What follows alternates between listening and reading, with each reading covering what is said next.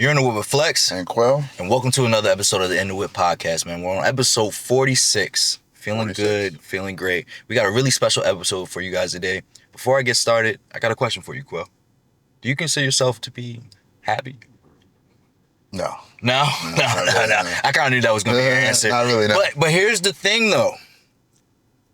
I feel like no one really sits down and asks the question, what makes a black man happy? And no one really cares to figure out what that is, you know? And I feel like that's a really big thing, especially as black men. We go through so much just in our lives.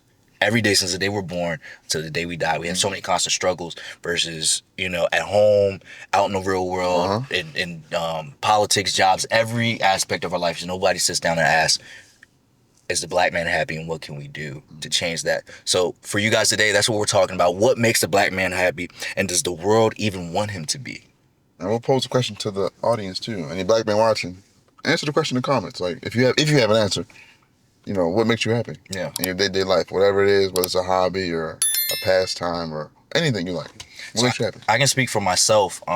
What makes me happy, you know, accomplishing my goals. Yeah. And, you know, and my family, making sure they're okay. But that's crazy that accomplishing my goals is, it's like work and only makes me happy. Getting the job done only makes me happy. But I feel like there's more to life than just. Yeah. So is that really makes you happy, or is that what you? I don't know. That's a great question. That's a great question. Similar in a way, same thing, goals, but also, I mean, just doing stuff I like, traveling. That's makes me happy. Like traveling makes me happy more than anything, for sure. So maybe happiness isn't found in success or struggle. Maybe it's learning when to stop fighting. Okay. Hey, man, like I said, this is In the Whip, man. Coming up next, we got Kirk Franklin asked a question that got every man thinking. What makes you happy? Gucci Mane and Keyshia Ka'oir, I think. Yeah, Keyshia Ka'oir show what love and loyalty really looks like. We'll also talk about why the world seems to be built for the worst people. Now, for me, I kind of disagree with that one, but we'll get into it. I kind of disagree, but we'll get into it once we get to that topic. And lastly, an update on Chrisean Rock that's been both heartbreaking and revealing. Hey, man, like I said, this is In the Whip.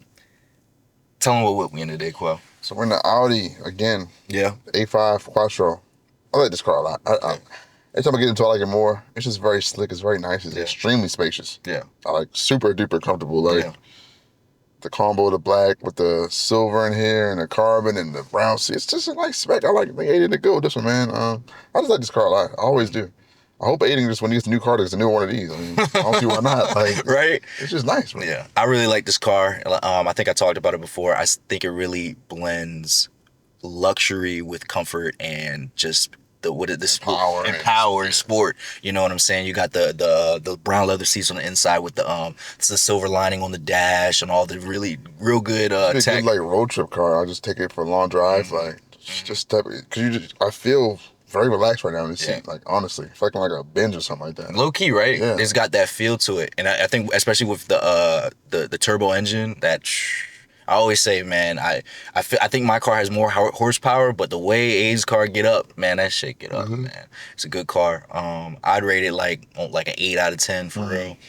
And yeah, man. And like I said, like I always post to everybody, let us know what cars you want to see us in. It can be from a Toyota to a Benz. It can be from a Honda to a Lambo. You know what I'm saying? There's nothing wrong with it at all. We want to see all the different cars, show the pros and cons to all of them, you know, have some fun. And like I said, man, you know, we're willing to take trips to go see them. If you guys want to be on the whip and show off your car, let us know. We would love to show off your car and have you talk about it. It's still a car show. Yeah, low key, right? Even though we talk about a bunch of different shit, it's still a car show. You know what I'm saying? We love cars and shit like that.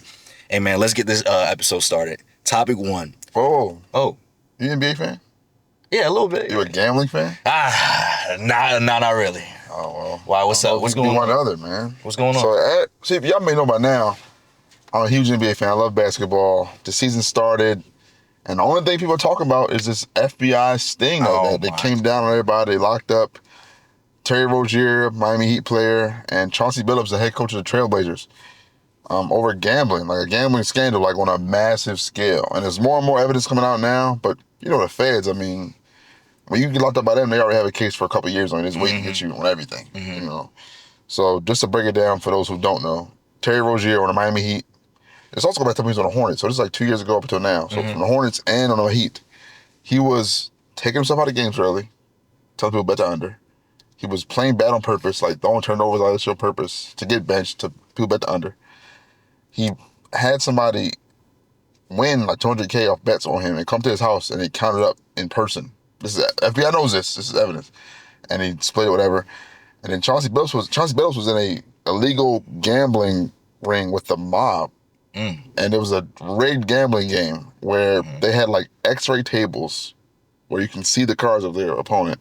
They had contacts for certain people that could see marked cards. They had like just like a damn movie, like Ocean's 11 or something like that, type of heist or something they were doing people. And then they said if somebody didn't comply or somebody called them out, like, y'all cheating, they just robbed them with a gun by gunpoint and called it a day.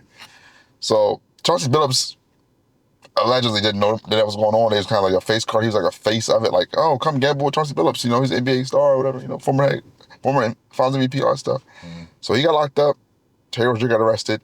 Of course, last year, Jonte Porter was banned for life for gambling. And it's kind of like a reap what you sow, because like these sports betting like companies are so powerful now. They're so embedded in everything. I mean, you can't turn your head for 5 seconds without seeing the ad somewhere for gambling. Like, I hate that.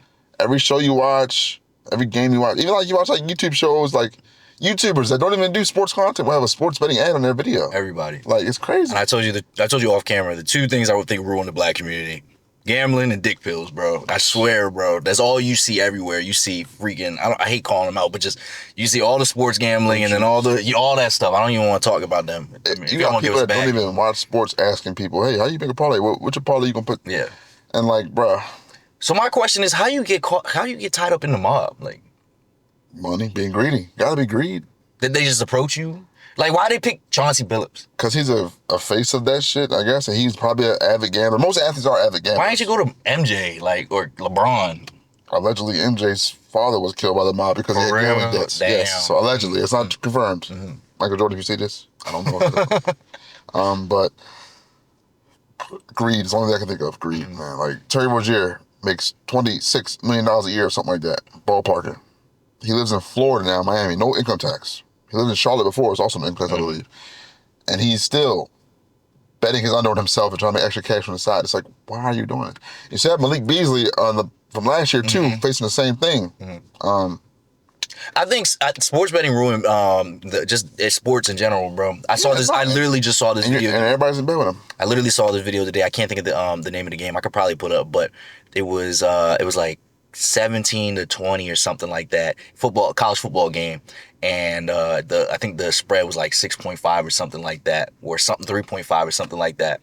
And basically the winning team had the ball. It was last 3 seconds, and to complete the spread, right, the fucking quarterback, he hiked the ball. Mind you, he's on the 40-yard line, runs all the way back to the end zone and gets a touchback. Like that. Safety? Yeah, safety, yeah. That's literally, you can't tell me that wasn't part of, like, they was gambling. Like, you literally cannot tell me. They just make it too obvious, and it's ruining sports, bro. It was bad. Like, Jonte Porter last year, there were videos of him, he would shoot the ball, making him, like, be upset with himself. Because he's bet the under, you know? Yeah. And it's like, I don't know if people think they're like the smartest criminal ever, but the NBA has like the NBA, NFL is probably next too, by the way. I can see that coming very soon. They're gonna get the same type of thing coming soon, I think. But like, the NBA has like a whole team of people that monitor this stuff. The betting companies have teams that monitor abnormalities. If one night all of a sudden the 8th man gets a bet of $17 million, $200K all of a sudden is put on him for his under or something like that. It was crazy, right? Like, normally y'all don't bet on him. Now so they're bet on him. And like, Adam Silver, commissioner of the NBA, I feel like his legacy is kind of cooked. It's kind of just, because there were gambling problems in the NBA in the 90s and all that too. Oh yeah, definitely. There was the point shaving with the Suns in the 90s.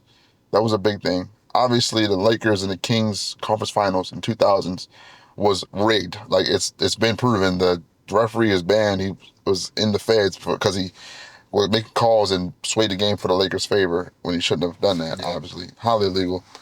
But this is like, it's so in your face and it's so like here that it's like, how can you even expect these players to not do it? Yeah. And in your mind, you're like, well, they have all this money and they're smarter than that. They wouldn't do that type of stuff, but it's like greed comes from us all. So my thing, going back to the whole, Chauncey Billups in the mob situation, why is Chauncey Billups the face of this? Like, where are the other people that are involved? It's like 30-something defendants. That's what I'm saying. He's the big fish, you know what I'm saying? But you got mob people. Why aren't you putting... He's the big fish, though. The average person knows Chauncey Billups. They don't know the face of the mob right now. Ain't no John Gotti's no more. Nobody's famous for the mob. Like, a lot of people were seeing this and they were like, the mob's so active? The mob's so active? Like, obviously, yes, but the big fish is like, you know, Billups and whoever else is involved with it. He's also tied to another thing that's possibly point shaving, another scandal too, in the same indictment, where because people were putting up some abnormalities of like he would pull players out of games that they're coming back. Like, for example, they played the Bulls one time last season. Denny Avdia, who's on the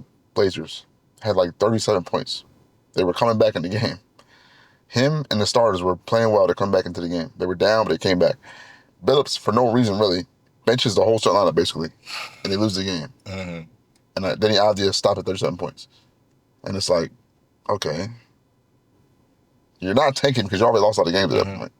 So it looks kind of bad. Like, what are you doing? And it's like, my thing is like, we all keep saying it, like, Terry Rozier, $26 million a year, something like that. Chauncey Billups, long NBA career, made over $100 million. He's a Nike athlete in his prime. He's been a coach since then. He's made a lot of money in his life. Why are you doing it? And part of it is like the competitive nature of these guys. They want to gamble. Like, all these teams on the planes, they play cards, they bet a lot of money, $20,000, $30,000. They bet cars, whatever else. But it's like, the problem is now, when you start to approach the integrity of the game, you're going to hurt the whole product and the whole sport completely. So you already have enough people who think the game is rigged as it is. So you telling me, your homie, you know what I'm saying, come to you, like, yo, I got to hit this parlay real quick, you know, and you on the team, you're not going to, you know, break a couple shots. You know who you sound like when you said this? Michael Porter Jr., who was Jonte Porter's brother, by the way. I know. Said the same thing on the podcast. He was like, you got to think, bro, if you make all your friends rich, you know what I'm saying, and you can just, yo, bro, take my under, I'm going to take us all the game. But it's like, you're hurting the integrity of the game. Because now, listen. So you telling me your homie come to you, yo, I need you to hit you my last leg of my parlay. I'm about to hit 100 mil, 100,000, 250,000. Listen, I know in the moment we all think we're the smartest criminal in the world. They wouldn't know something's up. They would know. This stuff. One game, bro. Listen, it never stops at one game. Like, Jonte Porter allegedly. You can't stop. Allegedly, Jonte Porter's been threatened by the mafia himself to do this stuff. Chauncey Billups is also probably being threatened to keep doing, because as we know, it's never no one-time thing. It's never a one-time. Oh, you're doing good over here as the poker face of the games. We make money on that, but, you know, how about you come over here to the NBA side where you're coaching, we done some push shaving going on, help us out, you know what I'm saying? Pull this guy out, put this guy in, you know, stuff like that. But you've let this influx of money come in from the gambling stuff. I mean, this is billions of dollars. Like, they pay streamers like XQC or whatever, they gamble, or Aiden Ross, hundreds of millions of dollars. Yeah. I think Kai turned down a huge deal from them. Yeah. I was watching Legend of Winning, Low, the basketball guy. He did a podcast with Agent Zero, and he was talking about the numbers they turned down. He said that they were offering him an agent $60,000 for a test run of the ads. Oh shit! Like 60 bands, or was it 80 bands, for like a week, just around for a week, to see if they get anything from it. Not to set it up permanently, for a week. So imagine, you know, what they're paying the NBA to be in the ads, or college football, or in the NFL. It's billions of dollars. And my thing with the NBA is like, they don't really care, because they said Terry Rozier was cleared when they investigated it themselves. And Adam Silver, the commissioner, is going to court and advocating for gambling to be legalized. You know? Yeah. So it's like, y'all stand the game from regardless, but in the end, they're going to lose, because if you have enough people, like, they're afraid that the product is compromised, where, like, games are openly rigged, they're not going to watch it. You think so? People already think it's rigged as it is. Yeah. But people still watch it.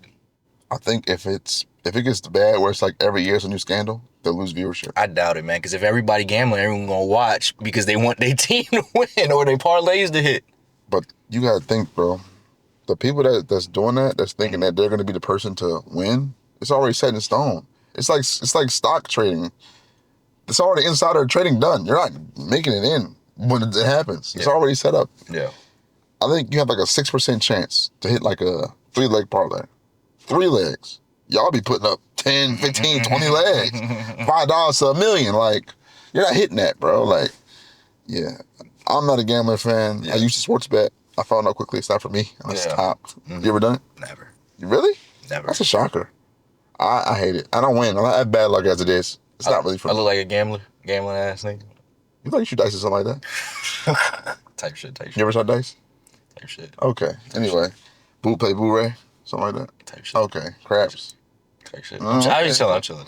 Yeah, so it's just tough, man. And I love basketball, so it hurts me directly. I love the product. It hurts me, but I don't see a way where this goes away. Yeah. They make too much money. They put too much money into the league.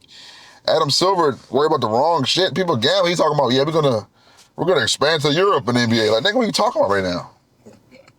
And like, you're already complaining about the travel and the players that is flying so much, and his injuries are coming to it. Yeah. So you want a nigga to fly from fucking LA to Bangladesh or Turkey for that game next week? You sound crazy, bro. Yeah. You know what I'm saying? So it's rough, man. But like I said, we wanted to bring it up because we're in the midst of planning this episode, and they have it while we were doing it, so we couldn't really find a way to latch on to what we're doing now. But I think in the future we'll have a gambling episode for sure. Yeah. You want to do that? Yeah, we can do something like that. A gambling episode. The vice. It's a vice for a reason. It's an addiction for a reason. It's just like drugs or sex. Like it's a dopamine rush you get, and it's like you waste your life trying to get it. You know what I'm saying? Hell yeah. So you don't play slots, nothing? You don't gamble though? I don't gamble. No blackjack, poker. No. I hate gambling. I don't like gambling either, bro. Hey, man, I appreciate you bringing that up. I feel like it was something that we really needed to talk about for real, man. Especially, like I said, and it's going on in our community. It's going on the big stage everywhere. Everybody's community is affected by this. Yeah, exactly. Everybody got a parlay. I did a cook up. Bro, I know dudes literally will spend their last couple dollars from their check to try and hit that parlay. They go every day. That last $5 to $12. And then my thing is like, y'all do that and then y'all send the player death threats when he don't hit the parlay or something like that. Like, nigga, you look crazy right now. Like, it's a bad for the whole game. I forgot what we was doing, bro. We were supposed to be somewhere by a certain time. Nigga wasn't answering the phone. Called, he finally answered. He's like, yeah, I'll be there in a second. I'm putting in this parlay. I'm like, we are late. And then dude had the nerve to ask, can I buy him a drink later? I'm like, bro, you just was. And you know what's crazy? He probably didn't even enjoy his night. He's sweating that product the whole time. He watched his phone like, that's what I'm saying. He need 10 more points. Dudes people crazy with that shit, man. Hey, man. But hey, maybe that's what makes them happy. It's the illusion of the opportunity. It's the illusion of sort of choice and control. It's like it's just like the lottery. You're basically the lottery. Yeah. It's the same exact thing. It's the illusion of like, I could beat the system. I could trick him. I could turn this into 100,000. And it's like, even if you did win that, you're not gonna stop. But if you just had a hard week of work, your boss hates you, your baby moms hate you, your kids hate you. But hey, if I can, if I hit this $12, this 6-leg parlay hit, everybody, I'm gonna change my life. Everybody gonna love me. Make them happy. Sounds good. I'm just saying, man. Like, people are going through a lot of stuff. They need something to make them happy. It's there to make to help the elites keep crushing the poors. You think that's what it is? Keep them docile. If you have no resources to build yourself up, you can stay where you at, and you don't threaten me at all if I'm an elite. Keep spending money on the bets. I don't care. So what about if someone's doing this, for their happiness?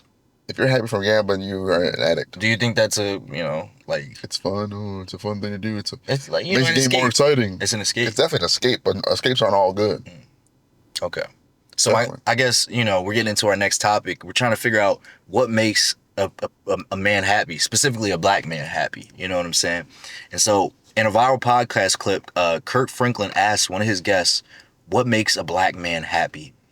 And their answer, I really do think it kind of puts a different perspective on the outlook, that how people perceive black men. And how black men feel in today's world. You know what I'm saying? You seen the clip, right? Yeah. All right, cool. So yeah, that's paid for our show. I don't tell you shit. I know you saw it. We saw it together. Keeping it going. You know what I'm saying? The moment sparked a real deep conversation about emotional rest and how black men are often exist in survival mode. You know what the name of this podcast is? No, I've never. What is it?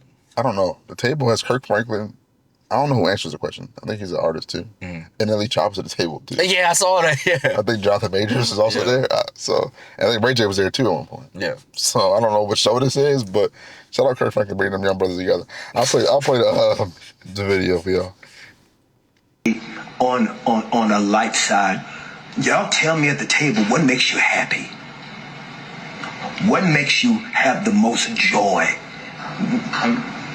That question, man, is to a black man, Kirk. He has to pause. Notice everybody's body language. Why is that? Because we often are not the receptors of happiness and joy. We're often looking to provide it for someone else. Mm-hmm. And we don't really know what that is because a lot of times we don't get the opportunity to just be. Mm-hmm. So for me at 43, I've learned that my happiness is just me being able to just be where I'm not providing, where I'm not performing, I'm not talking, I'm not being someone giving a clinical analysis to their crisis. Mm-hmm. It's where I can just be where I'm just settled into me. When did he? Just being doing nothing, just being yourself, kind of just be able to be free and take a deep breath and not performing like you said, not helping somebody else, not just being himself. Why do you feel as though black men have this feeling that they need to perform? Where does it stem from? Because, where does it come from? When you go outside, you know what I'm saying? Like, that's why I always say, like, certain races can never understand other races, like, fully. Yeah. Just how society is. Yeah. Because, like, if me and you go to the store, right, and you buy something, just one little thing real quick, you get a bag almost all the time, right? Even if you don't need a bag for it. Yeah.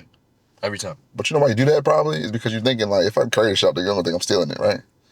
Something like that. I've never. Mine was I never want to carry it. But it's subconsciously, that's what you're thinking. I'm telling you. I swear to God. You're not putting that on me, No, I'm telling you. You're not putting that on me, bro. Or like, you walk around, say at night, you got a hoodie on or something, you automatically thinking, oh, damn, I gotta stop doing this. I will say the hoodie. Or if I'm jogging somewhere, I will say that going into a store, I don't like wearing a hoodie. They're gonna think stealing something. I will say that. Not the and bag. Even though it's nothing illegal about it, it doesn't mean you're stealing. You're thinking, you don't think I'm stealing, I'm gonna take this shit off. You know what I'm saying? Or like your face. So you gotta carry that angry face around. They're gonna think you just want some other shit because you're a black man. So it's exhausting to kind of live as a black man. It's not being no victim. It's not me complaining. Before you coons come in the comments, here's the victim mentality stuff. It's just a state of the world that we live in. That's what it is. You kind of have to carry yourself a certain way. And you have to, as a black man, especially like, say you go to like a corporate office or something like that, you have to disarm everybody quickly. Don't come across as the angry black man. You have to disarm everybody and try to be friendly and cool as you can. Because if you don't, they're gonna perceive you as the angry black man. Yeah. Women do the same. Black women have the same problem, but men especially. So that's one thing he's talking about for sure, is the performance part. And just providing part and everything like that. That'd be a social media thing, I don't know, these days where it's like, everybody's like, you gotta be this, you can't have this. Why do men think it's a problem to provide? Ain't that we're supposed to be givers? I don't think it's that men think it's a problem. I think it's the way it's presented to you is like, if you're not a provider, you're not doing something for me or for a woman, you're worthless. And it's like, if you're not a provider, you're not like rich or successful or this and that, you're like a dude that's just gonna be like not worth anything to people. That's where it comes from. That's another thing that he's talking about, I guess. Even that's not true, but that's how people kind of feel in the world today, I would say.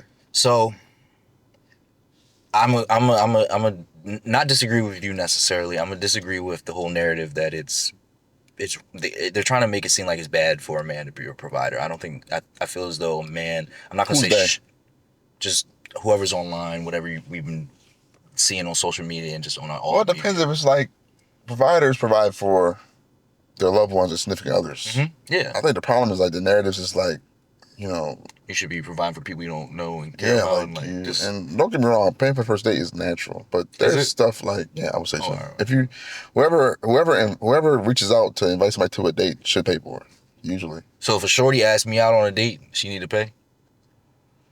I would say so, but you're gonna probably end up splitting her. You're gonna be in the moment, and be like, no, I got it. Says who? That's probably what you're gonna do as a man. That's kind of what you gotta do. Take me out. Okay. That's a cool thing that happens to me, but realistically speaking, you're probably gonna be like, I got it, it's cool. So what was I gonna say? You can go ahead, brother. I don't know what I was gonna say. Look, man, I see what he's saying. as a black man, there is a lot of pressure for us to, with competing, providing, putting on a performance and all that other stuff. And it not only just stems from, social media and all that stuff. It's just from like you said, from a history Also, standpoint. like, just as a man, really, not just a black man, having your own sort of emotions and feelings and problems with things is not really welcomed. A lot of people don't really want to hear that shit. Oh yeah, no, So, bro, no, bro. What are they? That's another performing aspect. You can't tell your girl your feelings and your problems. That's what they be Do saying. you believe in that? No, it depends on the He person. lying, y'all. It's cool. Depends on the person. It's cool. I understand, bro. You gotta say that. You gotta say that, bro. You mean a bad person that's gonna lose it against you. I haven't had that in my life yet, but maybe I will one day. I don't believe you, but I understand, brother. Okay. I understand. Do I think you should be telling everybody your problems? No. That you're just. I'm not Aisha Curry, Brian. You shouldn't be a complaining dude. No. But I feel as though you need to find a safe space where you can't open up to somebody, because keeping all that stuff inside will only just lead to mental torment, mental problems and Anguish. stuff like that. Anguish, perfect word. You need to be able to let that stuff out. You need to be able to release it.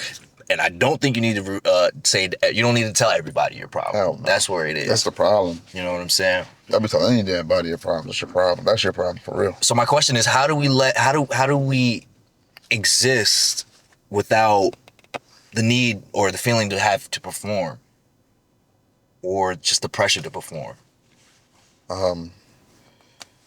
Just not giving a F, I guess. I don't know. So we just gotta stop giving a fuck. No, you can't do that either, because But that's what I'm saying. People count on you, right? But that's what I'm saying. So what do we do as men?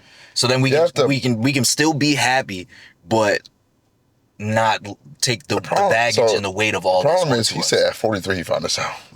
I think you got to realize that as young as possible. Try to carve out time for yourself to just be yourself. Manufacture it if you have to. I don't care if it's literally like every weekend or every other day or this day of the week. This is for me. This day I'm gonna get my hair cut and I'm gonna go chill, sit down, get a drink, or hang out with my guys, or just be by myself and hanging out, play the game or something like that. This is just my day. I'm gonna work out or whatever you're gonna do.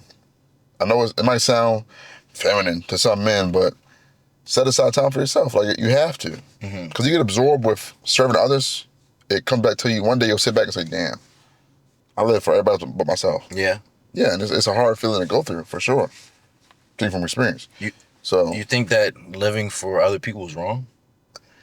No, but as a human being, to live for people solely, most people, well, the majority of people I think are not, that's not a good thing. It's not a good thing. I think everybody needs time for themselves at some point. Okay. You know what's the worst thing? You ever like told somebody, like, they're like, what you doing today? Oh, it's my day off, I'm chilling. And then they just offer you things to do that you don't want to do. Well, let's go to, let's go to Walmart, let's go to Target, let's go to... That's because those people don't know how to, that's because those people don't know how to beat up by themselves and just... Let's go to the market, let's go to this and that. Yeah. Can you help me with this? And I'm just like, damn. I ain't gonna lie. Until I got working. I love my free time, like my me time. I love that.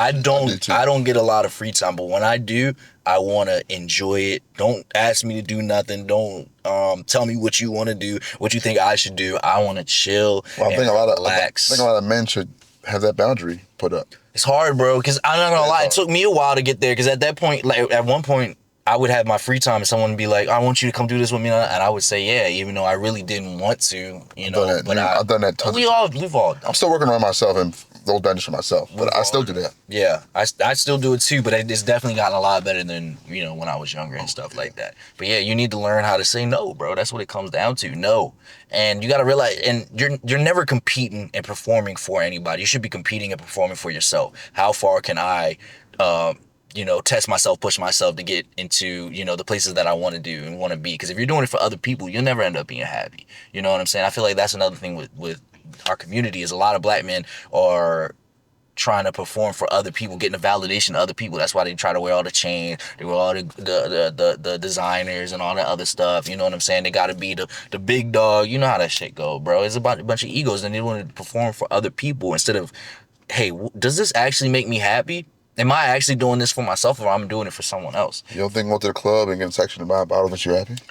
It definitely make me happy, but I'm talking about you can't do it every weekend. You can't do it every weekend. I mean, you can if that's what really makes you happy, but I'm just saying, like, there's other ways, to get true happiness, not that artificial, superficial validation from other people, from external sources, Yeah. you know, and that's really hard for a lot of people. I'm still working on that one, man. I think a lot of this comes down to like finding your purpose, which is extremely difficult. Do you know your purpose? No. Type shit. I won't even lie and say I do. No, hell no. Damn. Do you know your purpose? A little bit. What is it? I think helping others. And oh my God. No, bro, hold on, for real. It's everybody's purpose. Nah, bro, no. I want to make a change in a lot of people's lives. And for the better or worse. What you mean for the better or worse? For the better of people's lives, bro. I'm trying to help. What do you think I'm doing this for, I'm a bro? detail-oriented guy, man. Yeah, I'm trying to. I really think that I'm put here to use my voice to influence and basically just help out a lot of people on not only just a mental level, but on a spiritual level too. That's what I think. And also, I think I'm here to also take people and help them get to the positions that they want to get to. Like a cult leader or something. Yeah. Megalomaniac. Yeah. Don't get this nigga no money. Don't give him that money.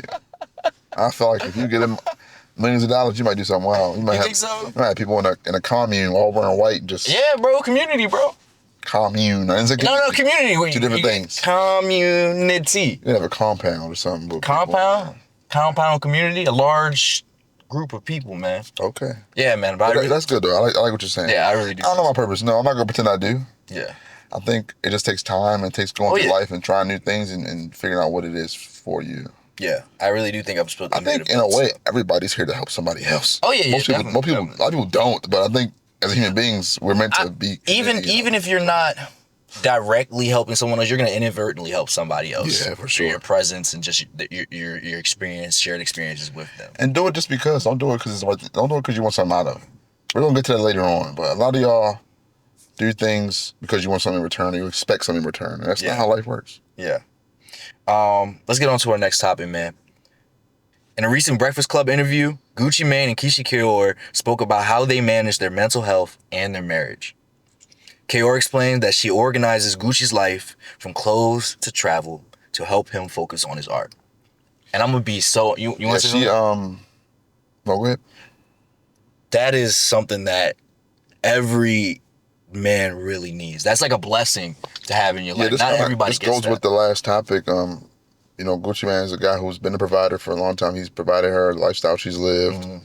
And as a wife, she's done everything she's supposed to do to kind of provide for him the life he wants. Hell yeah. Like that. And I think he's probably happy because I'm sure he has space for himself, space for her, and everything like that. And it's kind of like the dream situation. As far as we know, we don't know these people directly. Oh, yeah. Remember, we don't know them people, y'all. Yeah. But this kind of goes hand in hand with the first video where it's like Gucci Mane has probably been given by his wife the space to be himself and be happy because she's able to alleviate a lot of the pressure off of him. Oh, hell yeah. The way he alleviates pressures off of her. Mm-hmm. Because she said in the previous video, not this interview, but previous interview, she was like, she organizes his clothes, like what he wears for his shows and his tours and his videos, that type of stuff. She probably organizes like she manages the finances too. His finances, yeah. Because remember, he went to jail in 2015, and he gave her like several $1 million, like all his money basically. Yeah. Like several millions of dollars to manage, like keep it safe, hold it down. He probably thought that she would just like not spend it and just save it. She ended up making him more money. Flipped it. Yeah, investing it, making more money. So flipped it. She's kind of done what a lot of people want out of a partner. Is like, as a man, you want somebody that allows you to have that space where you can kind of, I'll handle this, and now you'll help me handle this, and we'll do it as a team. And this is what really, like, to me, marriage is like a team, and it's teamwork, and this is really an example of that. So I'll play it. She goes into a lot more about like his mental state and like how he has these bouts with schizophrenia and stuff like that. Which did you know that? Yeah. Well, before the video, no. Okay. Yeah, I didn't know that. Take his apps off his phone. First thing I do, I delete Instagram. I delete everything. Even if I got to change his password, I'm changing it because I don't need the public to know he's having an episode. Mm-hmm. You realize you'd never know about any other episodes since September 13th because I control that. Because you're not going on Instagram, you're not going on Twitter, it's deleted. Mm-hmm. You know, and I just control everything at home. And now before the episodes come, I catch it. So that's why he hasn't had another one. And how you catch that is he doesn't speak to you. He wants to be left alone. He don't eat. He does not sleep. Text messages, there's a period after each word.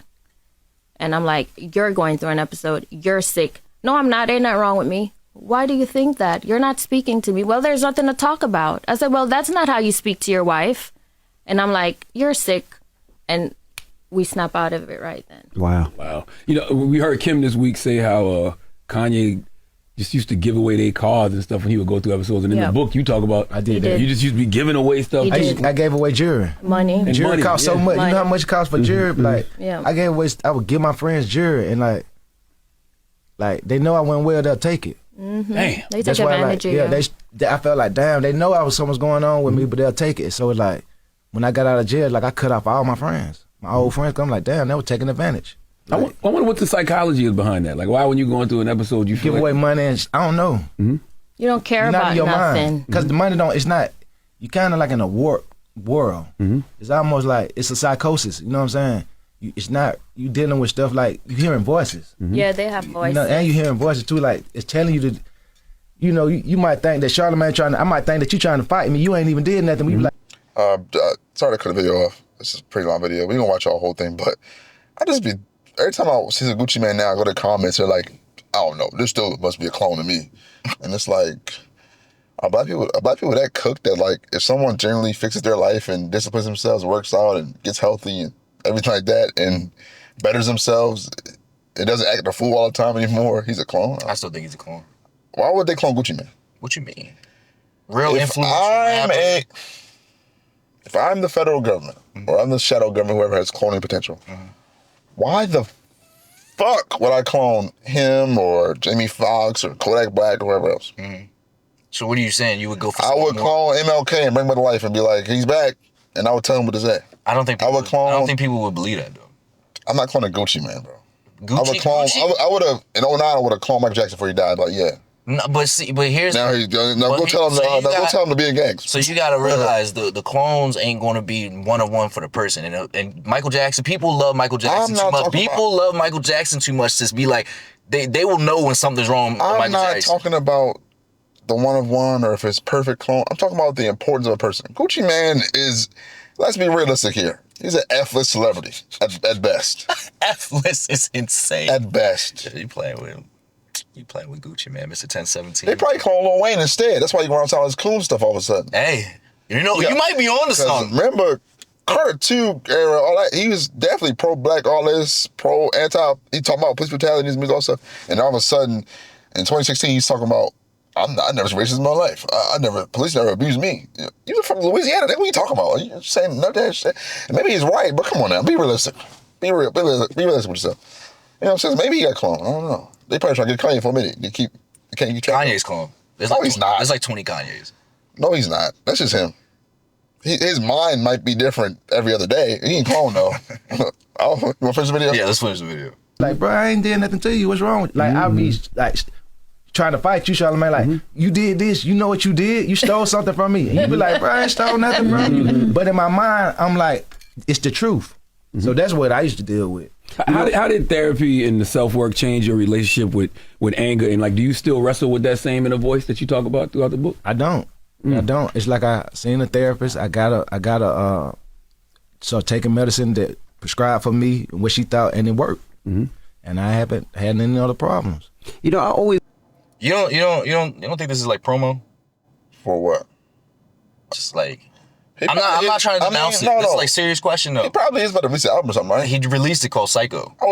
I'm sure it's a media tour. That's what I'm like. That's normal. It's probably opened up at what the album's about. I understand that. I mean, yeah, of course it's promo, but I don't think it's nefarious in that way. I think I don't think it's evil promo. Like this, I don't think he's lying to like just say. I think he's being genuinely honest. I think because Gucci Mane's been through a lot, bro. No, I know. Like he's older now. He's almost 40, right? He's 40 something. Yeah, 40, I think. So he's grown a lot. I'm sure he's been wanting to tell people this stuff, but he probably now feels comfortable in himself to be open about it and be like, look, you know, I know y'all see me before as this tough, like gangster, whatever. I've done some wild stuff in my life, which we probably can now see that was probably because of his mental health state, while he was doing what he was doing back in the day, and drinking so much lean, all that type of stuff and whatever. So I think now he's probably opened up and he's older. He's like, you know, I'll be honest, like, this is what I'm going through and my music reflects that now. Y'all gonna hear that. So I don't think it's like a, you know, just for the hell of it type of thing. We've seen that before. Yeah, that's, Say, no, but from him, I don't think so. Yeah, I don't think so either. Yeah. When people have episodes, what sparks it, right? Do you know what sparked the episodes? I think drug use, stress, not sleeping combined. It wasn't just like, okay, I drank the lean. It was also I'm drinking lean and I had like 5 or 6 charges, open cases. So I was so stressed out. So, you know, I'm going to the studio and I got all these artists. I'm steady working hard. You know what I'm saying? So from the outside looking in, you would think that I'm not fazed about it. Mm-hmm. But it's almost like I pushed the cases out my mind. You see what I'm saying? But we just talked about earlier, like burying stuff, it comes out later on. Mm-hmm. And we've seen stress and stuff like that can flip somebody's whole mindset. You know what I'm saying? Like we've seen with Kanye, you know what I'm saying? Yeah. The stress and the loss and the grief warped his mind and he became a much more erratic person. So I want to talk about Keyshia though. How do you think that must have been really hard on her? Extremely. Like him going to jail was already hard, I'm sure. Mm-hmm. Extremely hard, yeah, because he comes home and it's like she probably saw the signs, but she probably didn't realize how bad it really could get until, you know, these recent years where she's like, oh, you have an actual problem. Like, we gotta do something about this. Mm-hmm. That'd be tough, having your husband not want to speak to you or not be somebody you recognize anymore. You know what I'm saying? Even like when Kim K was talking about the Kanye thing, that's probably the first time I ever felt sympathy for Kim Kardashian in my life. Because it seems like she really loves him. Mm-hmm. She was genuinely like, you know, lost on how to help him in this situation. Which is crazy because all the money they got, but yeah, you can't help somebody who don't want to help. You know what I mean? You really can't, man. So I think that's what that boils down to. So shout out to Gucci Mane for wanting to help, first of all. Yeah. And like you said, you brought up Kanye and Kim. You know, I really do love Kanye, and you know, I make a lot of jokes about him and stuff like that. But he really is going through like a mental problem, you know, and like several, not just one, several, you know. And I understand that's really hard, and it was really hard for Kim. And you know, unfortunately they weren't able to make it work. But you know, you got on the opposite end Gucci and Keyshia that are making it work. You know, and do you think it's because of the severity of like Kanye's mental illness, or was it more the willingness just of Keyshia be able to put up with it, like, you know, not put up with it, but be able to, you know, endure it? It's probably both. I think Kanye's personality is not Gucci's personality at all. Yeah. I think the Gucci Mane who came home from jail was a lot more like open to different things, probably a lot more open to listening and not just feeling like, I'm that nigga, I'm the X, Y, and Z. Like, Kanye West, I think his ego and narcissism is too strong, you know what I'm saying, in a way.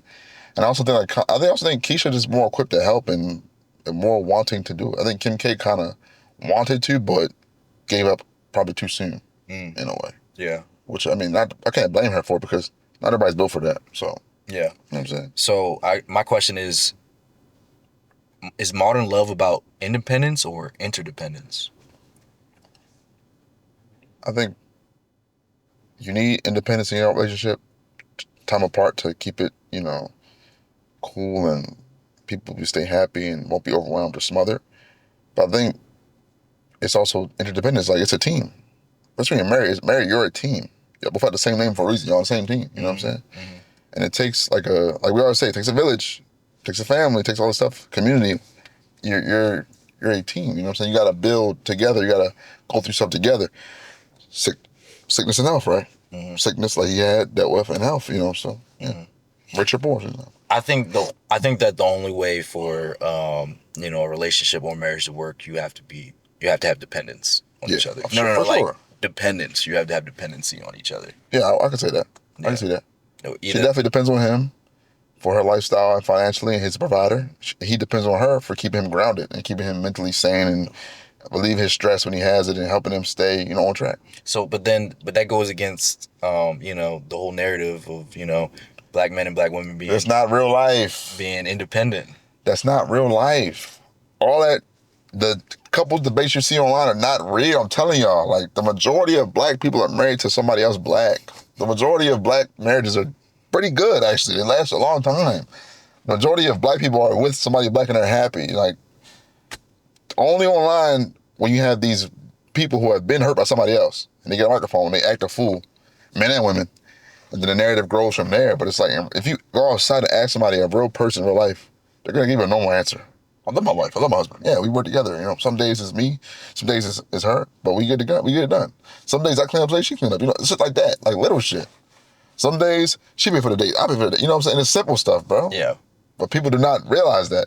Most people live 50-50, brother. Like, come on now. Like, and even if you pay all the bills and your wife don't, her maintaining the household is 50% of her duties. Your 50% is paying the bills. You know what I'm saying? Well, I thought we were all supposed to be independent from each other and, No. Humans are meant to be together. They're social creatures for a reason. Yeah. Monkeys, I don't see chimpanzees going out solo, nigga. Never. So, my question is that, or I guess our final thought is, love isn't control, it's collaboration. Absolutely. Basically what I was getting at with the question of, independence versus dependency. They keep pushing this narrative that, you got to be strong, independent, don't need anybody for anything, which are all good qualities. Listen, nobody gonna save you. We know that. But if you enter into something with somebody else, a relationship, a marriage, y'all have to depend on each other for your shortcomings and their shortcomings. Like, it's like a puzzle that fits together. Yeah. You know what I'm saying? Yeah. All right, let's get into our next topic. The world isn't built for good people. They say good guys finish last, but why do the bad ones keep winning? Now, I don't really agree with this narrative that good guys finish last, if I'm being honest with you. Well, I don't like that saying, because it's like an incel, like, saying, like, that's like in some, like, if I treat a woman great, treat a woman nice, she won't like me. That's corny shit. Mm-hmm. But yeah, man, I really don't believe in that. They keep saying the bad ones keep winning, and I think it seems like it because it's pushed into the media. How many good people are billionaires? I think there's some good billionaires. Mark Cuban from Dallas Mavericks, former owner. He's a pretty good guy. He's a good guy. He's done a lot of great things. But you're trying to. I'm just naming one person. You're trying to quantify stuff, and everyone has their problems and stuff. Ah, man. What? I'm talking about societal. What determines winning in society? Well, I feel like the good ones wouldn't be on the media anyway. Why do you say that? I just feel like they're too busy being good people. Okay. So you think the media perpetuates? Yeah. Of course it does. We know that, but you don't think a good person would John Cena's a good person. He's successful. John Cena's cool. Yeah, he's a good dude. That's a good dude. Yeah, he's a pretty good dude. We talked about him. Yeah, last week. Who else is a good person that you can think of on top of your head that's like successful and did a lot in life so far? Shoot, man. Robert Downey Jr. You think so? Yeah, he does a lot of Make-A-Wish stuff. He's very active in the community. He advocated against like drug addiction because he was a drug addict himself. He turned it around. Mm-hmm. Yeah, that's one. So, but do you really think that good guys finish last, or just bad people keep winning? I don't think that good people finish last. I think good people do fine. I think bad people do better. Really, bro? I would say so. Yeah. I don't think so, bro. I really don't think so. If, like, let's just say in business, right? Mm-hmm. You can build a solid company, successful one, treating your employees well, like Costco. Costco refused to raise prices on a lot of stuff. The hot dog, all that stuff. They'll treat employees well. They give people good benefits, all that type of stuff. It's a good job to have. And for retail-wise, it's probably the best retail job you can have. But for them to reach the ceiling of like a Walmart, they had to start doing some bad shit to people and treating employees a lot worse if they wanted to reach the ceiling of Walmart. You know what I'm saying? So scale that down to like the average person. You know what I'm saying? You can live a decent life just being decent to people. But to be like successful, you might gotta be ruthless sometimes and step on somebody to get to where you want to go. But I do. Which is unfortunate. I understand that, and I feel like when you go ahead. I don't want to cut you off, but I also think a good person doesn't really care about hitting their ceiling in terms of like Walmart versus Costco or like, being rich. And they probably just more so care about, do I have enough for me and to help others? And that's all. I'm good with that. So I don't. Okay, this is basically what I'm getting into is that I do believe that good people can, try and, reach whatever goal or heights to accomplish it. But I do think that because of their, lack of willingness to hurt people in the process, they'll never reach that. No. I do think they can reach it. So, like on the flip side, a bad person who's willing to, backstab somebody to get to the top. Jeff Bezos. You know what I'm saying? Backstab somebody to get to the top. Yeah, they'll get to the top, or they can get whatever goal they were trying to achieve. Jobs, recipes. But that the fact that they went ahead and did that to that person, they're gonna have to kind of like reap that later in advance. Are they? I think so. I'm not. How does that reaping, or how does that like? materialize. So like, let's just say you're doing a business deal. We ain't talking about heaven and hell right now. I don't. No. Like, let's just say you're doing a business deal with somebody, and you say, yeah, I'm not gonna go do X, Y, and Z, right? And without you, right? Then they go and do X, Y, and Z without you, right? Now they're ahead of that person, and then they just ruin that relationship with that other person. They might need that other person later. And now they can't do, like, that person may have the keys to get to that next spot that they need to go to. So I don't necessarily believe in karma. Karma's going to come back and, make that person. You don't believe in karma? No.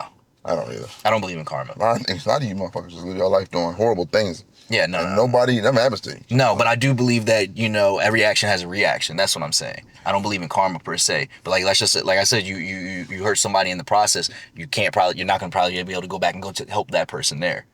Yeah, but certain stuff like dudes who beat women always got women to beat. You've said that before. But it's like stuff like that. Mm-hmm. That's small scale stuff we're talking about. Cheaters always got a girl, or always got a man. You know what I'm saying? Or like we see like the media, like politicians do bad things, get away with it. Cops do bad things, get away with it. You know what I'm saying? It's like, man, like how I understand why people will live their life thinking like, I do all this stuff, and if that was me on that stand, I'm going down for it. But the person who's doing bad things and they seem to keep making it out, and it's like, it's crazy. So I can see how people might form that idea that being nice gets you nowhere. I think it's dangerous when people say that though, because that means we're gonna play a video in a second, I'm sorry, but that means that they're being nice for the end goal, not for the actual, like, just to do it. Yeah. I do stuff for people just to do it, you know what I'm saying? And there are days where you feel like, am I doing everything right? And I don't have what I want. Yeah. But I think that comes also with the problem that we compare ourselves to other people so much that we lose sight of just what's in front of you. You know what I'm saying? Yeah. So content creator Just Smith posed a great question that hit home. And he asked, when or if you realize that the world wasn't made for good people, and if you do believe that it wasn't made for good people. So let's go ahead and play the video. How long did it take for y'all to realize that this world was not built for good people? I think Anthony Davis, don't he? Low-key. Like, if you genuinely have a good heart and a strong moral code about you, you're not going to get shit. It's going to take you so much longer to get what you want compared to everybody else who has no moral code, who ain't shit, who's a horrible human being. When did y'all realize that fact? Like, damn, this world punishes good people. All the sleazeballs, all the slimy, grimy people, they get rewarded for being bad, for being evil. Because me personally, I've realized that, like, probably when I was around 18, 19, when I got my first heartbreak, I'm like, damn, these people, I'm looking at my peers, people my age, they dealing drugs, living a fast life, cheating on people, having multiple partners. They look like they having fun, they lit, they happy, and I'm over here broke, heartbroken. I got no money. They got all the money and they dealing drugs. I got no money to my name. My heart broken. I ain't got no bitches, no emotion. And these people cheating on their girlfriends every day, and they get all the chicks in the world. I'm just like, fuck. This world truly rewards bad people. Like, damn, how are they so happy and I'm so sad? And I believe that I'm doing the right thing. I help people out. I'm a good person. I have a good amount to say about this. First thing, my condolences go out to you, brother, because I understand how hard it is, to feel like, you want to, you feel like you're doing the right thing, and you feel like you should get rewarded for doing the right thing. And then, the world says, nah, that's not how this works. So I understand where he's coming from. But at the same time, the one criticism I want to have is that you should not... The issue is that he's looking to get something out of doing these good deeds instead of actually just doing these good deeds to do these good deeds. Do the right thing. He's doing the right thing in hope that he gets something in return, expecting something in return. My thing is, like, he says, like... which is low-key, it's disingenuous. And my thing was, like, he said it's going to take you a little longer to get what you want. What's the problem with that? Yeah. Why does it matter if it takes you longer than other people? That's okay. Because that's the thing though. He doesn't really want to do the right thing. He wants to get the things out of life. And now he's like, oh, I'm not doing the right thing, so I gotta, do the bad stuff to get it. Like, and another thing that's so dangerous is, like, comparison is thief of joy, obviously. But it's dangerous to be like, oh, he's doing this and he's happy. they're over there doing this and they're happy. You don't know what's going on. I promise you they're not happy, brother. They're not happy. I promise you they're not happy, brother. They're not. Like, just speaking of his example of like drug dealers or whatever, or living that fast life, that criminal lifestyle. It's not a happy lifestyle. It's difficult. You're always looking over your shoulder. You're always nervous you're going to get arrested. You're nervous that the feds are going to drop down on you with a whole bunch of stuff. You're afraid of going to jail. You have a lot of fears and anxieties that come with that sort of thing, that sort of lifestyle. It's not always good. Yeah, they might be good of, the things of this earth, but their spirit isn't good. Their mental definitely isn't good. You know what I'm saying? And I just want to go back to my point. This is to everybody out there. Don't do the right thing and expect to get something in return. That's not how life works. You should be doing the right thing to do the right thing. You know what I'm saying? Because you got to think about it. Those people are doing the wrong thing, not to get something out of it. They're just doing the wrong thing and then they get stuff out of it. If you really think about it, if you start doing the right thing and not expecting something in return, you will begin to receive certain things. You understand what I'm kind of getting at? It's kind of like, they talk about like the law of attraction, your laws of the universe and stuff like that. You're expecting to get something by doing these things. And no one gives a fuck if you're nice. No one gives a fuck if you're a good person. You know what I'm saying? They really don't. And you're doing this because you want something, bro. No, you can't. You're going to always be disappointed if you think that's how life works. No, bro. And I feel bad for that brother because he talked about it. He said when he learned it young, his first relationship, you know what I'm saying? He saw dudes cheating on their girls and they was happy and getting all this stuff. And you're like, I'm sitting here doing the right thing and I'm not getting nothing. Like, that means you wasn't really doing the right thing because you wanted to do the right thing. You were doing the right thing and thinking, she's going to love me more. She's going to give me more coochie or some shit. Like, no, bro, that shit don't work like that, bro. And it's kind of sad because a lot of people have that, that mentality, bro. Yeah, I'm not gonna lie, I had that mentality when I was younger too. I was like, oh yeah, I'm doing these good things, and then when I wasn't receiving that type of stuff in return, I was getting kind of upset, and I'm like, damn, bro, maybe I should just be like, all these other niggas, just fuck these hoes, go rob, steal, you know what I'm saying? Nah. Oh, okay. I still fuck you hoe, but like, nah, I'm playing. Nah, but like, I definitely was like, doing these things and expecting something in return. You can't do that. I'm starting to, change my mindset to, I was able to get out of the thought process thinking, like, I almost was like, hey, I'm gonna just start saying fuck everybody, do all this other bad stuff to try and get but luckily I was able to get myself out of that mindset and going down that wrong path. Because you're brother, if you did that, you wouldn't have been happy. I promise you wouldn't have been happy. You would have probably, you would have maybe got a couple extra girls, got a little extra money and stuff like that. Miserable though. You would have been miserable. Your spirit would have been horrible, bro. Your spirit would have been horrible. Yeah, man. How do you feel about it? I know you're big on all the wrong people getting all the money and all that other stuff. I mean, it's true, but I still disagree. When you just live your life for you, and you do good things for you, and you do good things because it's the right thing to do, you'll be happier. And that's really what it comes down to, is being happy. Bro, I know so many good, like successful and even I know successful millionaires, and that are nice and good people. I understand what you're saying. But to be like the upper echelon of society, no, you gotta be a bad person. You gotta be a bad person. You really think so? I think so. They have the real power and real influence, real money, real motion. You gotta be a bad person. Maybe. He talking small time. He talking about cheaters and drug dealers. That don't matter. I'm talking about, you want to be like upper echelon of society, like top 1%. You gotta be a bad. I know some people like the top 10. That's a real small group too. It's small because nobody like each other. It's all bad people. You gotta do bad stuff. You gotta separate people. You gotta sway things in your favor, even if it hurts other people. So you're saying we shouldn't do good because it's not gonna pay off? Everybody should do good. But it's not gonna pay off. So why would I do that? Life is not about being paid off. Then what's it about? Being a good person, being happy. Man, that sounds like some bullshit if you ask me. That's what life is about, though. Being happy. How you gonna be happy if you're not getting no hoe? Life is not about. How you gonna be happy if you not getting no money? Life is not about that. If that's your attribute all your happiness to, you're cooked for sure, 1,000%. And you know this for a fact. Then what is life about then? It's about being fucking enlightened and happy within yourself, having the ability to look inside and be like, now, you know what? Life is about when you die, and you about to die, you're close to the end. You're like, you know what? I did pretty good with this vessel I had for this little while, man. I did pretty good. People like me. I did some people that they appreciated. I made my life comfortable for myself. And I'm about it. I'm good. But you about to die broke with no hoes. Hey, man. Did Buddha die with hoes? He probably did. No, he didn't. Buddha's enlightened. He ain't hoes. You telling me girls didn't like him? Christ died with hoes? I'm pretty sure girls liked him. He didn't partake. Man, I'm not saying he had to partake, but he had. I almost said another name, but he did die with hoes. So I'm not gonna say his name. You can't say his name? I won't say MLK, but he definitely died with hoes.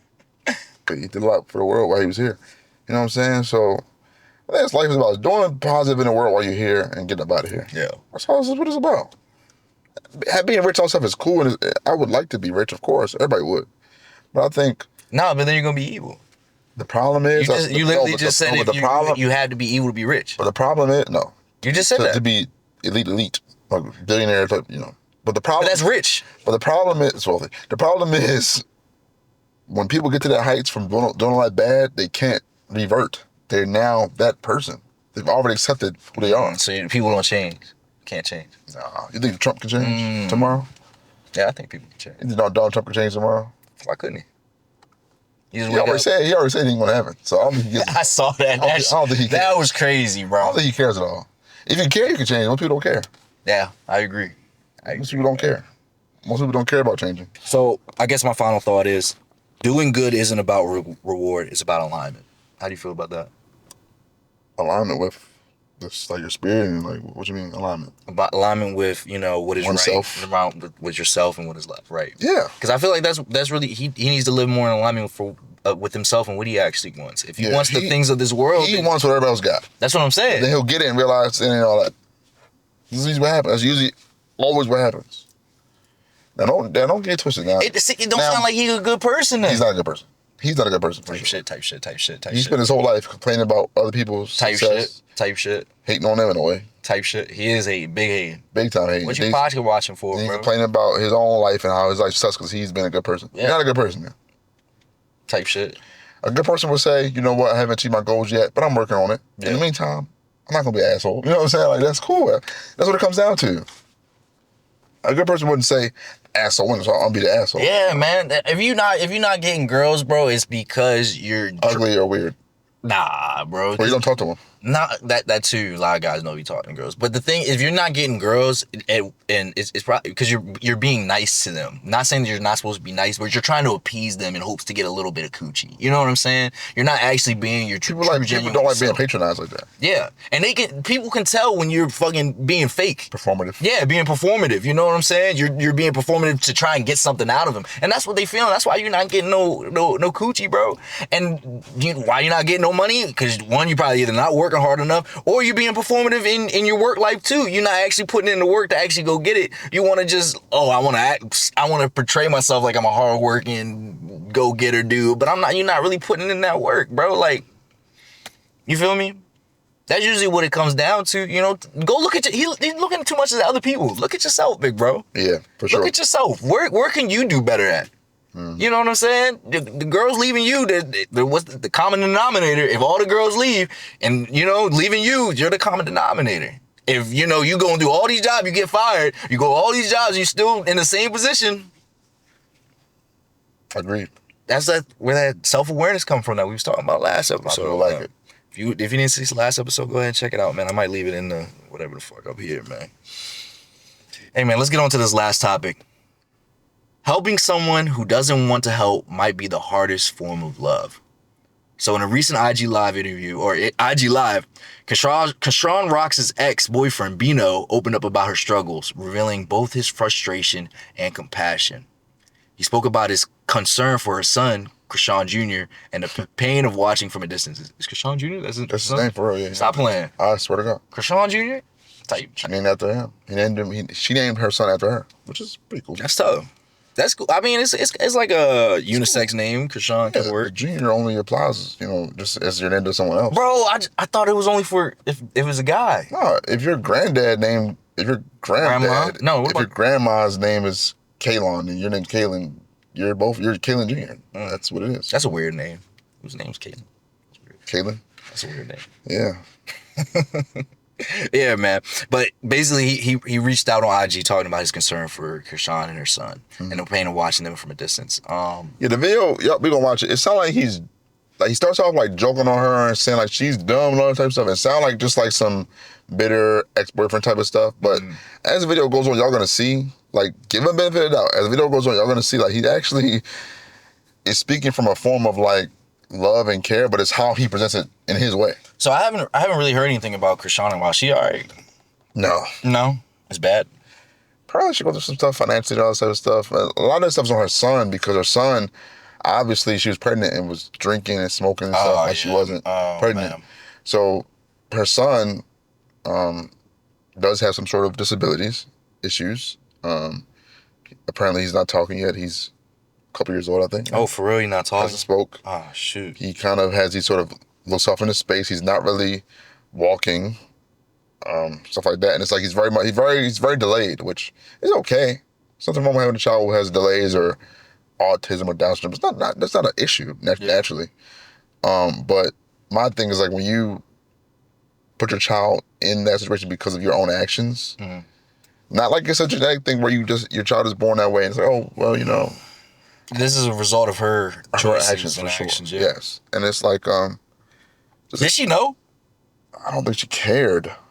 Because there are a million videos of her pregnant, fully pregnant, big belly, drinking, smoking in the club, all that stuff. People were there lost for this. I thought it was a prop. No. Damn. Not at all. Not at all. Yeah, so it's a shame. My problem is like, just to be that selfish as a pregnant woman or as a parent, to be that selfish. It's the same as a father. If you're a father and your kids are here and you're a deadbeat father, you're selfish. Yeah. No, even if you and the baby mother are not together, y'all know, as a father, you made that child, you got to step up, do something. Yeah, facts. To do something like, facts. Okay, I don't want to be a full-time dad, but do something. You need help paying for, do something. I don't know.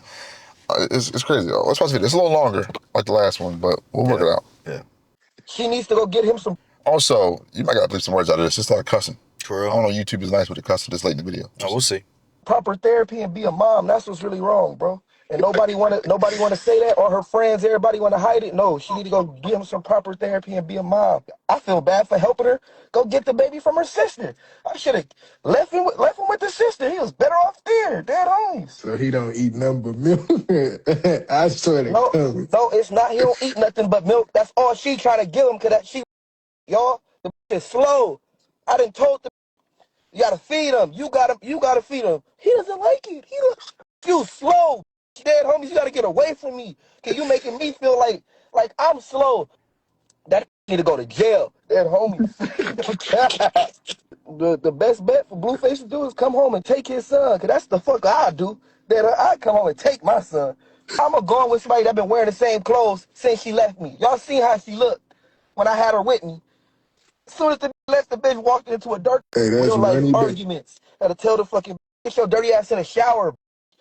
Get in the shower, you stink. Show me a car. Show me an apartment. Show me a house. Show me some money. Dead homies. You just talking about clout, internet. That's all you got. He don't walk. Well, he can walk if she take him to proper therapy. He gonna do the right stuff. And everybody that's sitting around just wanna be in the limelight and get some views and watch that shit. Y'all all fucked up people. Like y'all sick as hell. Like you feel me? At least I was trying. I'm trying to stand little bro up. You feel me? I'm stretching him out. I'm getting him right. You feel me? Make sure he got the fresh little clothes on. Try to get him right. Everybody else watching that shit, y'all sick as fuck too. Y'all need to go to jail with them. Dead homies. He was ragging on her crazy. He was. So that's why I think a lot of people won't receive the message well. Because he was ragging on her. But I think... So what's the message, brother? Like, real shit. From him, like... So, you gotta interpret it in a different way. So, obviously, he's not very politically correct. He don't really speak in a way that people will receive well. Yeah. He's ragging on it, joking on it, whatever else. Packing, as we say here. Yeah. But... I think he's doing this because he speaks from a real position of, like, he liked her a lot. He liked her son a lot. He wanted to help, and he saw the people around her are failing her because she's clearly not able to be a mom at the moment. She clearly has her own issues where she's struggling to be a mom for a child with a disability. And if you know anything about that lifestyle, you got to be a super parent. You got to be more than a parent. You got to do a lot. Especially your child is struggling to walk, struggling to do basic things. You got to do a lot you go above and beyond just like the basic like, oh, my baby's here. You gotta do a lot of stuff. So he clearly sees that she's failing to do that. And he's like, look, y'all watching it, y'all laughing at it or whatever else. Her mindset is messed up. She's talking about her internet cloud, all that type of stuff. And it's like, bro, you have a child, man. You have about your finances, your resources, your where you live, with stable housing, all that type of stuff. And it's like, you know, and I'm sure he probably, I'm sure he meant what he said about Blueface taking his son away, but I'm sure he probably in his mind is like, I'd rather him not, because I think they should, you know, work it out and be co-parents. But like, he's probably like, yo, like the safest thing to do is him to have his son and not her to be there. But yeah, I think the message is like, the message from him is like, yo, get that girl some help. I tried, she didn't want to take it. Y'all got to help y'all around so much. The thing that stuck out to me the most was the ending. He said, everybody who's sitting there watching y'all just as bad as Absolutely. They are, for sure. Yeah, like they thinking this is just entertainment. Nah, this is real. Like this is someone really struggling with mental issues, and not only that, they're struggling to, you know, really, it's hard for them to take care of their kid. And the kid, you know, kids that are not delayed can't speak for themselves as it is. But a kid like that who can't speak at all, he can't advocate for himself. He can't say when something's wrong or he's hungry or whatever else. It's a struggle. And it really hits me close because it's something I care about. People that can't speak for themselves, people that are weak in those aspects, people that are different than you and I, they need more help. Has she reached out for help? Is she aware? I'm sure she has, but I'm sure she's aware, but from what I've seen from her talking, it's very much a denial part of it too, in my opinion. Like she kind of knows, but she won't openly admit, like, yeah, I created this child and my actions hurt this child, and he's now living with this disability because of me. Mm-hmm. Yeah, so from what I've seen from her, it's not a lot lately, like you said. She's not been out lately. She's not really embracing or taking accountability for it, in my opinion. She's kind of living as if her child is completely normal, and it's like, you can't do that. You have different things you got to do as a parent. So I guess my question for you and the audience is, how do you help someone who's addicted to both chaos and attention? You got to go above and beyond, bro. You got to call like this. Like he said, her sister, was her sister that, or cousin had the baby, or sister? Leave him with the sister. Tell her, look, I know whatever she's going to say, don't get that child back. How you going to tell somebody, a mother, to give away their kid? You can't. But if you don't, if the wrong person see this, or somebody close see this, and they say, I'm going to call CPS, you ain't got a choice then. Police going to take your kid then. And it's over with. Like, you got to really tell, I know it's so many ways that you try. Interventions, all that sort of stuff. Tough love, whatever else. Where's her family and friends? I think they're enabling it, honestly. You think they're enabling it? I think so. I don't know these people that well. Yeah, I know. We're just assuming.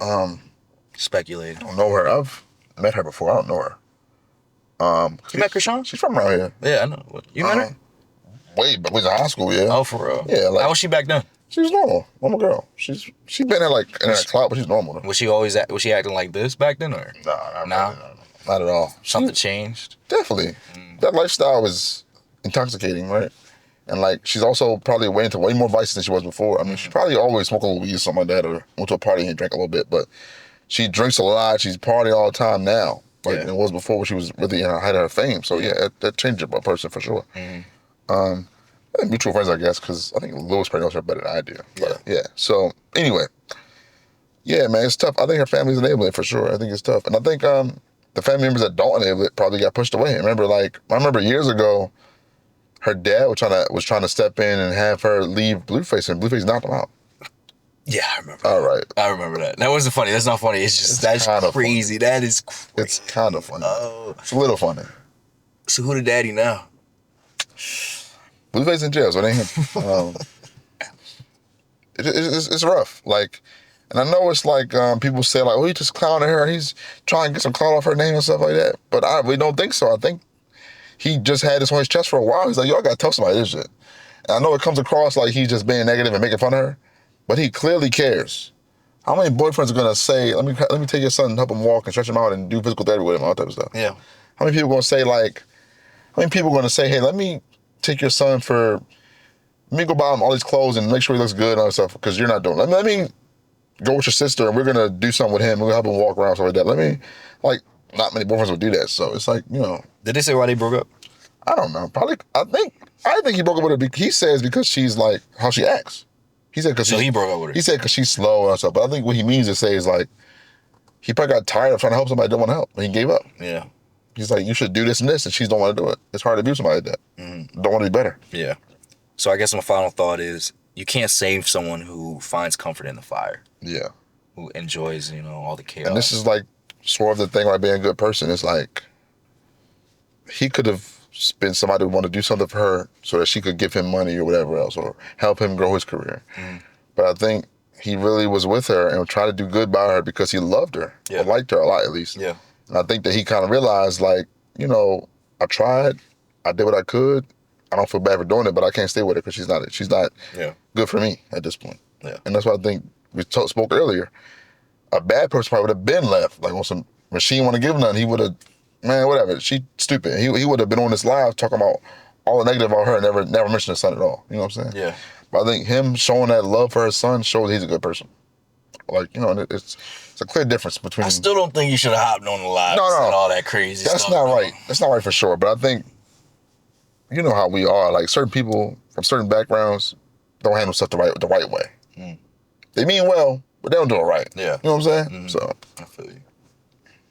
I definitely feel you. Hey, man, this was a really good episode.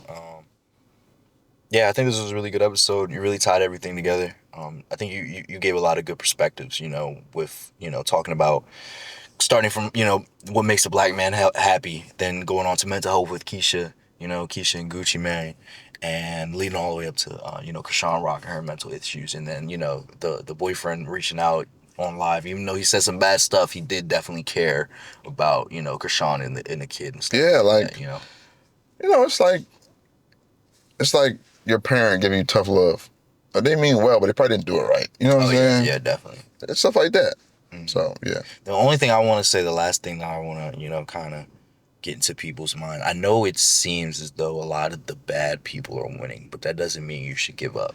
I think that's another thing I've seen. A lot of, especially the younger generation, are starting to really give up because they just keep losing. They keep seeing other people win, especially if it's bad people win on social media and all this other stuff. Right. Even in their close communities and circles, they see a lot of people doing the wrong things. Either, I'm not like, like you said, woman beaters getting all the girls, and, drug dealers getting all the money, and, the cheaters, all that stuff. I know it's hard. And you see all these people around you winning, you feel like, dang, if I just did that, then I'll be winning. I'm trying to tell you, young man or young woman out there, one, first of all, it's not worth it. Like you said, you reap what you sow. Like those people, like I said, I don't believe in karma, but, a lot of times they're hurting other people.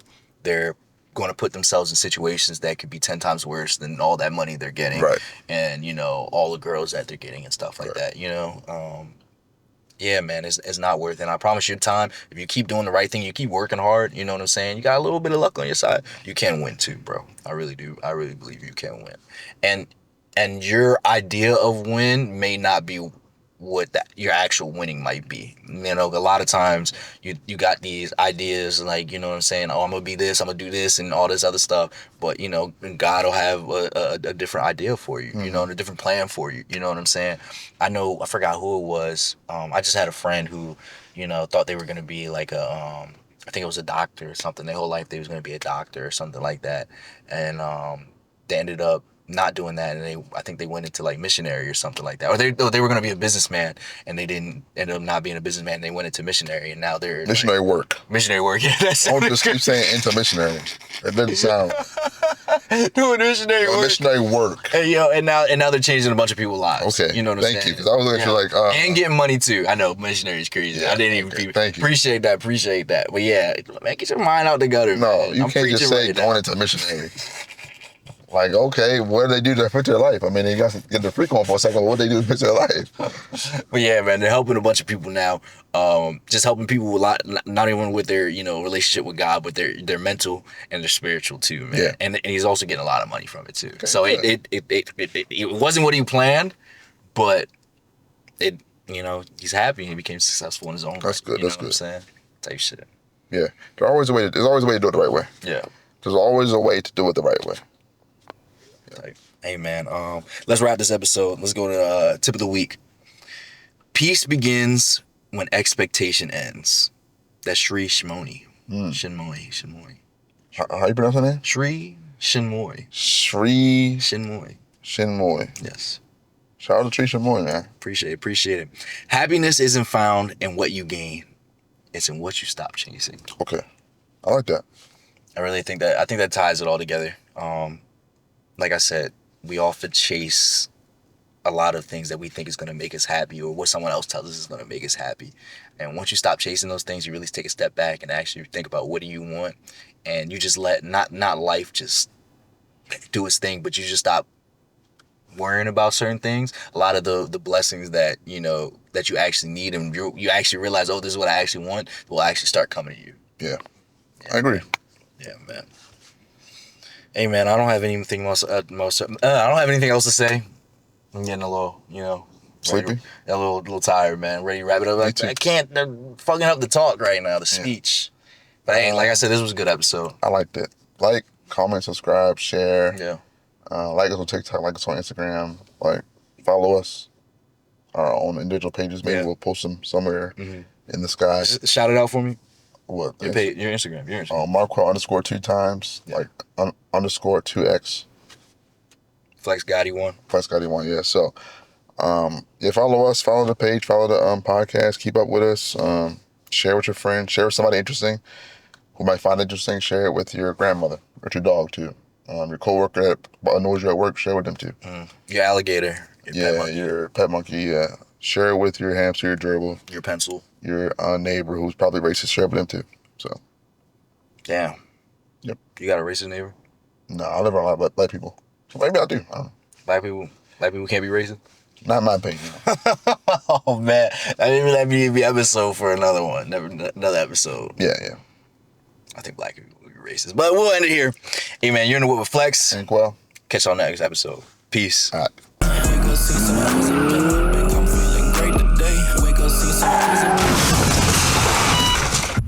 The light.